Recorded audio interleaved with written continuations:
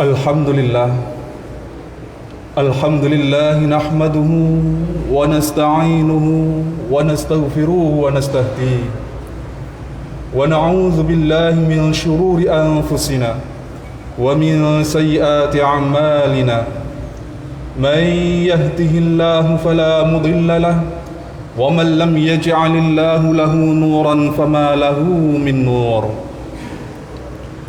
وأشهد أن لا إله إلا الله وحده لا شريك له له الملك وله الحمد وهو على كل شيء قدير وأشهد أن سيدنا محمدا عبده ورسوله البشير النذير وسراج المنير اللهم صل وسلم وبارك على سيدنا محمد وعلى آله وصحبه والتابعين أما بعد فيا أيها الناس فيا عباد الله أوصيكم وإياي بتقوى الله اتقوا الله اتقوا الله حق تقاته ولا تموتن إلا وأنتم مسلمون. Jamaah kaum muslimin rahimakumullah, segala puji bagi Allah yang hingga siang hari ini, yakni siang hari di Jumat yang ketiga dari bulan Rabiul Akhir ini, Allah tetap berkenan melimpahkan rahmat dan karunia-Nya kepada kita sekalian, sehingga di siang hari yang penuh dengan berkah ini kita tetap dapat berkumpul kembali di tempat yang penuh dengan kemuliaan dari sisi Allah Subhanahu wa taala ini dalam rangka menunaikan ibadah kita yang sangat utama, yaitu salat Jumat. Oleh karenanya para jamaah sekalian yang dirahmati Allah, dalam kesempatan yang singkat dan mulia ini, marilah kita bersama-sama senantiasa berusaha untuk bisa meningkatkan keimanan dan ketakwaan kita kepada Allah Subhanahu wa taala. Dalam artian percaya dan yakin dengan tulus ikhlas hanya kepada Allah Subhanahu wa taala tanpa menyekutukannya dengan sesuatu yang lain, atau mengangkat adanya Tuhan lain selain Allah, atau mengakui bahwasanya Allah memiliki anak. Dan kita senantiasa berusaha melaksanakan perintah-perintahnya dengan baik dan benar, dan menjauhi larangan-larangannya, disertai dengan sikap kehati-hatian yang sangat tinggi terhadapnya, dengan harapan semoga dengan itu semua kita bisa masuk ke dalam golongan hamba-hamba Allah yang selamat fid dini wa dunya ilal akhirah. Amin ya rabbal alamin.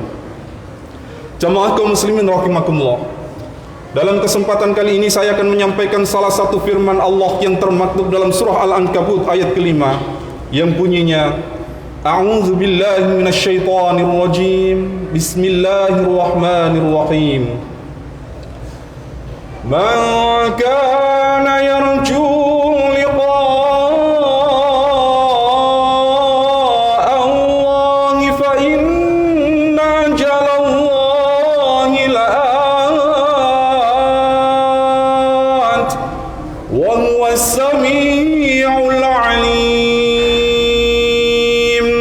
yang artinya, barang siapa yang mengharapkan pertemuannya dengan Allah Subhanahu wa taala, maka sesungguhnya waktu pertemuan yang dijanjikan oleh Allah Subhanahu wa taala itu pasti akan datang, dan dialah Zat yang maha mendengar lagi maha mengetahui.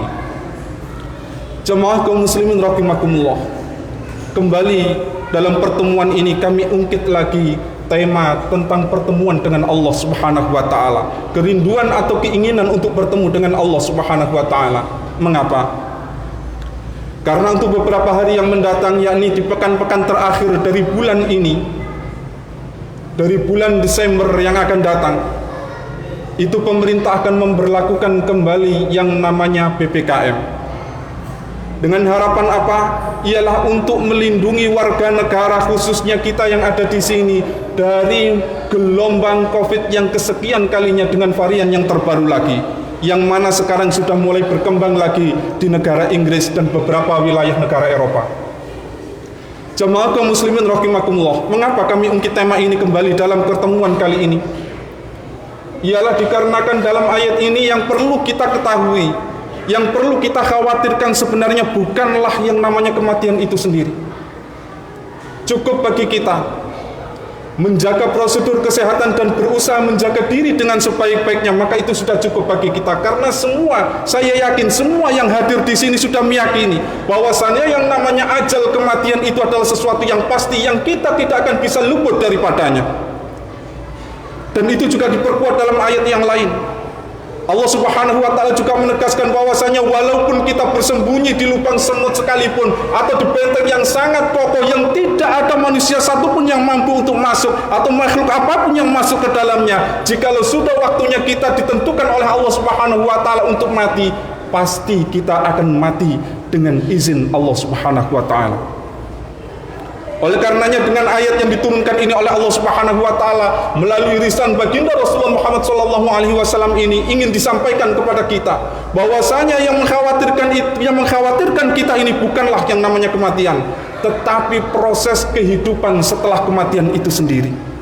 Ini yang perlu kita khawatirkan. Mengapa? Karena di saat kita kembali berpulang kepada Allah Subhanahu wa ta'ala, menghadap kehadiratnya, sikap yang diberikan oleh Allah Subhanahu wa ta'ala terhadap pribadi masing-masing kita ini jelas sangat berbeda. Dalam garis besarnya bisa saya simpulkan, ada 3 sikap yang akan diberikan oleh Allah Subhanahu wa ta'ala kepada hamba-hamba yang kembali menghadap kehadiratnya. Yang pertama, ialah Allah akan menghadapi hamba tersebut yang menghadap kehadirannya setelah mati dengan sikap yang penuh kemurkaan terhadapnya.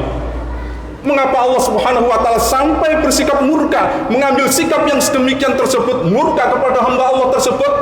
Ialah karena di alam dunia ini hamba tersebut lebih suka memilih kekafiran kepada Allah Subhanahu wa ta'ala, lebih suka memilih kemusyrikan kepada Allah Subhanahu wa ta'ala, menganggap ada Tuhan yang lain di samping Allah, atau mendakwahkan atau menyerukan serta mengatakan bahwasanya Allah Subhanahu wa ta'ala mengambil anak. Subhanallah, na'udzubillah min dzalik. Maha suci Allah dari yang demikian itu. Dan di samping itu, selain dia kafir kepada Allah, musyrik atau syirik kepada Allah, dia juga seorang yang ahli atau suka berbuat kedurhakaan yang besar di muka bumi ini. Ini yang menjadikan seorang hamba tersebut ketika menghadap kehadirat Allah Subhanahu wa ta'ala, maka Allah menghadapinya dengan sikap yang penuh kemurkaan kepadanya. Orang-orang yang seperti ini insya Allah sudah bisa dapat hampir dipastikan bahwasanya Allah akan membalasnya dengan berbagai macam siksaan-siksaan yang hebat dan dahsyat di dalam nerakanya Allah Subhanahu wa ta'ala, kekal di dalamnya untuk selama-lamanya. Na'udzubillah tsumma na'udzubillah min dzalik. Semoga Allah menjauhkan kita dari golongan yang sedemikian itu. Kemudian yang kedua, para jamaah sekalian dirahmati Allah, ada di antara hamba-hamba Allah yang ketika mati kemudian menghadap kehadirat Allah Subhanahu wa ta'ala, maka Allah menghadapinya dengan sikap yang acuh tak acuh. Siapa hamba-hamba ini? Ialah mereka yang selama hidup di dunia ini juga acuh tak acuh terhadap agama Allah Subhanahu wa ta'ala, tidak menghiraukan atau tidak memperdulikan terhadap kemakmuran atau kesejahteraan agama Allah Subhanahu wa ta'ala, yakni dinul Islam ini. Maka untuk orang yang acuh tak acuh ini bagaimana nasibnya? Maka tidak jauh berbeda dari orang yang dimurkai Allah Subhanahu wa ta'ala ini. Maka Allah pun selain mengacuhkan mereka di alam akhirat, maka Allah pun juga tidak akan segan-segan menimpakan siksaan-siksaan yang berat ketika dia menghadap kehadirat Allah Subhanahu wa ta'ala. Belum lagi dimasukkan ke dalam neraka di saat diadili oleh Allah Subhanahu wa ta'ala. Orang-orang yang seperti ini pun sudah mengalami timpaan siksa yang luar biasa. Mengapa? Karena yang dinamakan yaumul qiyamah, hari-hari di negeri akhirat, hari-hari di saat kita menghadapi pengadilan Allah Subhanahu wa ta'ala tersebut, ialah hari-hari di mana yang namanya kejahatan, kecelakaan dan musibah tercecer di mana-mana, di mana siksa pada saat itu menyelimuti setiap umat manusia, dan hanya orang-orang yang dilindungi oleh Allah Subhanahu wa ta'ala saja yang selamat dari siksaan-siksaan tersebut. Dan setelah mendapatkan siksaan yang seperti itu, maka tempat terakhirnya sama, ialah di dalam nerakanya Allah Subhanahu wa ta'ala. Apakah ia kekal di dalamnya? Maka tergantung. Kalau dia di dalam hatinya masih ada keimanan, di dalam hatinya masih ada keimanan kepada Allah Subhanahu wa ta'ala, tanpa menyekutukannya dengan sesuatu yang lain, tanpa meyakini bahwasanya Allah mengambil anak, dan tidak terbatalkan keimanan tersebut, maka dia masih berpotensi untuk diselamatkan oleh Allah Subhanahu wa taala, diampuni dosa-dosanya oleh Allah Subhanahu wa taala setelah menjalani berbagai macam hukuman di dalam nerakanya Allah Subhanahu wa taala tersebut untuk beberapa masa hingga dosa-dosanya tersebut tertebus dengan sempurna. Jadi kita juga berlindung kepada Allah Subhanahu wa taala dari masuk dalam golongan yang kedua ini. Karena ini juga termasuk dalam golongan orang-orang yang celaka. Na'udzubillah tsumma na'udzubillah min dzalik.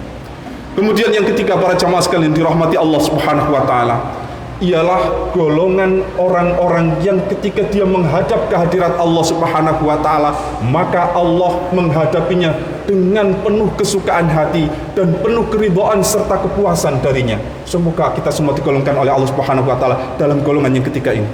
Bagaimana orang yang ketiga ini bisa mendapatkan sikap yang sedemikian dari Allah Subhanahu wa taala? Bagaimana orang yang sedemikian itu bisa menjadikan Allah bersikap kepadanya menjadi sangat ridho, sangat puas dan sangat senang hati ketika menerima kehadirannya? Ialah dengan jalan meyakini, menetapi keimanannya di dalam dada, keimanannya yang hanya tulus, ikhlas, percaya hanya kepada Allah Subhanahu wa taala sebagai satu-satunya Tuhan di alam semesta ini tanpa menyekutukannya dengan sesuatu yang lain. Ini kunci yang pertama. Lalu kunci yang kedua ialah membuktikan keimanannya tersebut dengan mengamalkan perintah-perintahnya, dengan menjalankan berbagai macam amal soleh yang telah diperintahkan oleh Allah Subhanahu wa taala semampunya. Kami garis bawahi di sini, semampunya. Jadi jangan sampai memaksakan diri dalam mengamalkan ajaran Islam ini sampai membuat kita merasa keberatan terhadapnya. Tidak. Islam ini datang dengan membawa kemudahan dan keringanan, maka jangan dipersulit. Maka apa yang telah kita dapatkan dari syariat-syariat yang telah diajarkan oleh baginda Rasulullah Muhammad SAW yang sudah nyata-nyata sedemikian ringan dan mudahnya, yang kita kenal dengan hanifiyatis samhah, maka itu sudah cukup bagi kita. Kita pertahankan itu. Kalau memang kita merasa mampu, monggo. Tapi kalau kita memang merasa tidak mampu dan bisa merugikan diri kita sendiri atau membahayakan diri kita sendiri, maka cukuplah apa yang kita dapatkan dari syariat-syariat Rasulullah Muhammad SAW yang telah kita kenal. Seperti yang utama ialah menjalankan sholat 5 waktu berjamaah. Ini yang sangat penting. Jadi untuk orang-orang yang telah diridhoi ini oleh Allah Subhanahu wa taala, para jamaah sekalian dirahmati Allah, maka pada akhirnya nasibnya Allah Subhanahu wa taala akan memuliakannya di dalam surganya Allah Subhanahu wa taala. Di dalamnya orang-orang tersebut akan diberikan dengan berbagai macam kesenangan dan kenikmatan yang kekal abadi tanpa ada akhirnya dan tanpa ada lagi yang namanya musibah apalagi maut menyentuh di dalamnya. Jadi kekal di dalamnya dalam keadaan sebaya usia muda yang lagi perkasa-perkasanya, kemudian bisa menikmati semua kesenangan-kesenangan yang diberikan oleh Allah Subhanahu wa taala. Itulah balasan bagi orang-orang yang dihadapi oleh Allah Subhanahu wa taala dengan penuh keridhaan kepadanya, yakni orang-orang yang beriman dan mau mengamalkan amal-amal soleh, mau mengerjakan amal-amal soleh. Dari sini para jamaah sekalian dirahmati Allah Subhanahu wa taala, kita bisa mengambil suatu pelajaran penting. Kita tahu di saat kita lahir kita tidak membawa apa-apa. Kita hidup di alam dunia ini tidak bermodalkan apa-apa dan kita tidak urun sesuatu pun, satu cuil pun bahan untuk menghidupkan kita kepada Allah Subhanahu wa taala. Tidak memiliki urun atau tidak memiliki modal sama sekali. Tapi oleh Allah Subhanahu wa taala dengan rahmatnya, dengan kemurahannya dan dengan kasih sayangnya, kita dihidupkan oleh Allah Subhanahu wa taala hingga selama ini dan hingga sebesar ini, dari menjadi lemah menjadi kuat, dari menjadi anak-anak hingga dewasa, kemudian dari tidak tahu apa-apa menjadi mengetahui apa-apa dan bisa memakmurkan alam dunia ini. Ini semuanya adalah berkat rahmat Allah Subhanahu wa taala terhadap kita. Di sini ada pelajaran yang sangat penting. Kita tahu betul dengan apa yang kita pelajari di sini, betapa Allah itu baiknya terhadap kita. Dari sinilah diharapkan bagi kita orang-orang yang beriman memiliki keinginan atau kerinduan untuk bertemu dengan Allah Subhanahu wa taala. Memang di sini terkesan sangat kurang nyaman bagi kita. Ada sesuatu yang mengganjal atau merisaukan kita. Kalau kita mendapati satu kalimat untuk bertemu dengan Allah Subhanahu wa Ta'ala yang terlintas di benak atau kepala kita ialah kematian. Dan ini jelas mungkin akan merisaukan sebagian besar dari kita, termasuk kami sendiri yang berdiri di sini. Tapi jangan khawatir para jamaah sekalian dirahmati Allah Subhanahu wa Ta'ala. Di antara golongan orang-orang, di antara orang-orang yang memiliki keinginan untuk bertemu dengan Allah Subhanahu wa Ta'ala, zat yang telah begitu baiknya terhadap diri kita, terhadap seluruh alam semesta ini, maka terbagi menjadi dua golongan. Yang pertama ialah golongan umum, dan yang kedua adalah golongan khusus. Golongan umum ini juga sudah dimasuki oleh para sahabat Nabi di saat Rasulullah SAW menjelaskan tentang pertemuan dengan Allah Subhanahu wa Ta'ala, menjelaskan tentang ayat-ayat yang isinya pertemuan dengan Allah Subhanahu wa Ta'ala. Apa salah sahabat pada saat itu? Di antara para sahabat pada saat itu langsung ada yang mengacungkan jari. Wahai Rasul,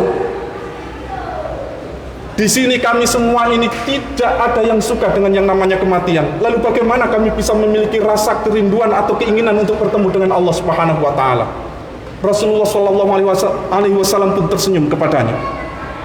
Dan dijelaskan oleh baginda Rasul bahwasanya yang namanya keinginan untuk bertemu dengan Allah Subhanahu wa Ta'ala itu untuk golongan orang-orang yang umum dan golongan kaum mukminin yang secara umum ialah ketika mengalami nazak atau sakaratul maut. Di saat hamba Allah yang beriman mengalami sakaratul maut, di saat ruh ditarik dari ubun-ubunnya, kemudian mata penglihatannya ini sudah menjadi tajam, disingkap oleh Allah Subhanahu wa Ta'ala, tabir yang menghalanginya untuk melihat yang gaib-gaib. Maka di saat itu dia tahu bahwasanya balasan yang telah disediakan oleh Allah Subhanahu wa Ta'ala adalah berupa surga yang di dalamnya berisi dengan berbagai macam kenikmatan yang belum pernah terlihat oleh matanya. Di situ ketika beliau melihat orang-orang yang beriman ini melihat kesenangan yang seperti itu, keindahan yang seperti itu, dia pun menjadi terpesona dan tertarik terhadapnya. Maka terucap dari lisannya, ya Allah, segerakanlah aku untuk kepadanya, segerakanlah aku untuk bisa masuk ke dalamnya. Itu ucapan yang keluar dari mulut atau lisan orang-orang yang beriman di saat nazak atau sakaratul maut di situ.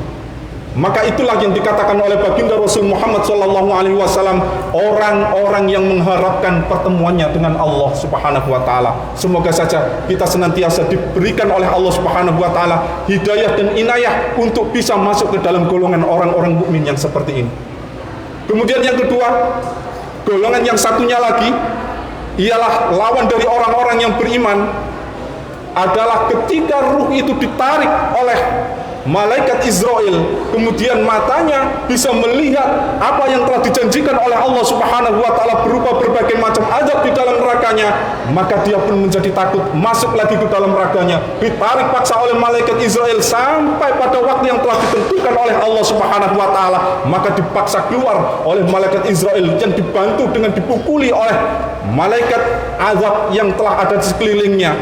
Maka di saat itulah ruh keluar dalam keadaan yang penuh ketakutan, dan dia berucap kepada Allah, memohon kepada Allah untuk tidak disegerakan memasuki atau keluar atau mendekati atau masuk yang namanya kepada alam kematian. Ini yang dimaksud oleh Allah Subhanahu wa Ta'ala atau oleh baginda Rasul Muhammad SAW, orang-orang yang tidak mengharapkan kematian. Na'udzubillah tsumma na'udzubillah min dzalik.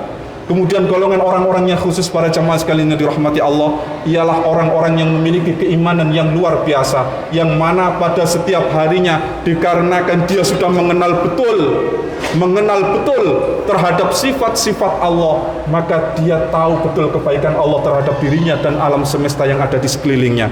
Dan disitulah muncul rasa cinta, dan rasa cinta ini mendorongnya untuk memiliki kerinduan-kerinduan yang besar, dan itu bisa berlangsung setiap hari. Dan ini juga sangat berbahaya, karena setiap semakin tinggi, semakin tebal, semakin besar keimanan seseorang, maka ujian pun semakin berbahaya, semakin besar pula ujian yang ditimpakan kepadanya, dan semakin hebat pula setan yang dikirimkan kepadanya, yang menggodanya. Maka dengan ayat ini dihimbau oleh Allah Subhanahu wa taala bagi hamba-hambanya yang beriman yang telah memiliki kerinduan untuk bertemu dengan Allah Subhanahu wa taala untuk tetap fokus istiqomah dan mudawamah terhadap syariat yang telah digariskan oleh baginda Rasul Muhammad SAW, dan jangan sampai melakukan hal-hal nekat atau hal-hal yang berlebihan yang tujuannya untuk bertemu dengan Allah secepatnya tapi ternyata menyimpang dari syariat Allah Subhanahu wa taala. Maka dijanjikan di sini hari pertemuan itu pasti akan terjadi, suka atau tidak suka. Maka tetaplah istiqomah dan mudawamah dalam beribadah kepada Allah Subhanahu wa taala. Dan sebagai penutup dari ayat ini, Allah Subhanahu wa taala menjelaskan atau mendakwahkan dirinya sebagai zat yang maha mengetahui, zat yang maha mendengar lagi maha mengetahui keadaan hamba-hambanya. Ini adalah hubungan kita dengan Allah Subhanahu wa taala, suatu penjelasan agar kita mengenal siapa kita dan siapa Allah. Tidak ada zat yang lebih mampu mendengarkan semua kilasan-kilasan baik yang muncul dari lisan kita maupun dari dalam hati kita kecuali Allah Subhanahu wa taala, dan tidak ada pula zat yang lebih mengetahui keadaan kita sedetail-detailnya kecuali Allah Subhanahu wa taala. Oleh karenanya itulah para jemaah sekalian dirahmati Allah, hendaknya kita tetap istiqomah dan mudawamah dalam beribadah kepada Allah Subhanahu wa taala, dalam beriman kepada Allah Subhanahu wa taala, iman yang tulus ikhlas kepadanya tanpa menyekutukannya dengan sesuatu yang lain. Sebagai akhir dari khutbah kami tekankan sekali lagi, di saat sekarang ini dan hingga waktu yang telah ditentukan oleh pemerintah nanti, hendaknya kita tetap menjaga prokes, prosedur kesehatan yang telah ditetapkan oleh pemerintah, dan juga senantiasa melaksanakan prosedur ketakwaan yang telah digarisbesarkan oleh Allah Subhanahu wa taala di dalam Al-Qur'an, di dalam kitab sucinya. Semoga senantiasa kita bisa menjadi hamba-hambanya yang selamat fid dini wa dunya ilal akhirah. Amin ya rabbal alamin. Barakallahu li wa lakum bil Qur'anil azim wa nafa'ani wa iyyakum bima fihi minal ayati wa dzikril hakim. Fataqabbal minna wa minkum tilawatahu innahu was-samiul alim. Aqulu qawli hadza fa astaghfirullah li wa lakum fastaghfiruhu innahu huwal ghafurur rahim.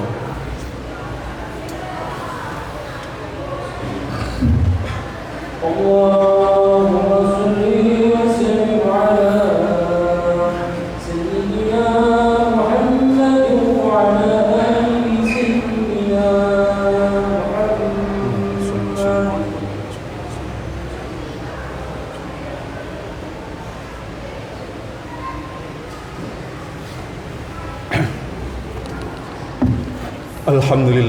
Alhamdulillah ghafir dhanbi wa qabil tawbi shadidil iqabi dhi qawli la ilaha illa huwa ilayhil masir. Wa ashhadu an la ilaha illallah wahdahu la sharika lah al-malikul haqqul mubin. Wa ashhadu anna sayyidana Muhammadan abduhu wa rasuluh as-sadiqul wa'dil amin. Allahumma salli wa sallim wa barik ala sayyidina Muhammad wa ala alihi wa sahbihi wa tabi'in, amma ba'd. Faya ayuhan nas, faya ibadallah, usikum wa iyaya bitaqwallah. Ittaqullah la'allakum turhamun. Wa'lamu anna Allah ta'ala shalla 'ala an-nabiy qadima. Qala Allah ta'ala fi kitabihil karim wa huwa asdaqul qailin. A'udzu billahi minasy syaithanir rajim. Bismillahirrahmanirrahim. Inna Allah wa malaikatahu yusalluna 'alan nabi. Ya ayyuhalladzina amanu sallu 'alaihi wa sallimu taslima. Allahumma salli 'ala sayyidina Muhammad wa 'ala ali sayyidina Muhammad kama sallaita 'ala sayyidina Ibrahim wa 'ala ali sayyidina Ibrahim, wa barik 'ala sayyidina Muhammad wa 'ala ali sayyidina Muhammad kama barakta 'ala sayyidina Ibrahim wa 'ala ali sayyidina Ibrahim fil 'alamin innaka Hamidum Majid. Allahumma ighfir للمسلمين والمسلمات والمؤمنين والمؤمنات الأحياء منهم والأموات إنك سميع قريب مجيب الدعوات وقاضي الحاجات وغافر الذنوب والخطيئات برحمتك يا أرحم الراحمين يا أرحم الراحمين يا أرحم الراحمين. اللهم اكشف عنا الغلاء والوباء والفحشاء والمنكر والبغي والشدائد والمحن ما ظهر منها وما بطن من بلدنا هذا خاصة ومن بلدان المسلمين عامة إنك على كل كل شيء قدير ربنا آتنا من لدنك رحمة وهيئ لنا من أمرنا رشدا ربنا اغفر لنا ولإخواننا الذين سبقونا بالإيمان ولا تجعل في قلوبنا غلا للذين آمنوا ربنا إنك رؤوف رحيم ربنا آتنا في الدنيا حسنة وفي الآخرة حسنة وقنا عذاب النار وقنا عذاب النار وقنا عذاب النار عباد الله إن الله يأمر بالعدل والإحسان وإيتاء ذي القربى وينهى عن الفحشاء والمنكر والبغي يعظكم لعلكم تذكرون فاذكروه العظيم يذكركم واشكروا على نعمه يزدكم واسألوا من فضله يؤتكم ولذكر الله أكبر يعلم ما تصنعون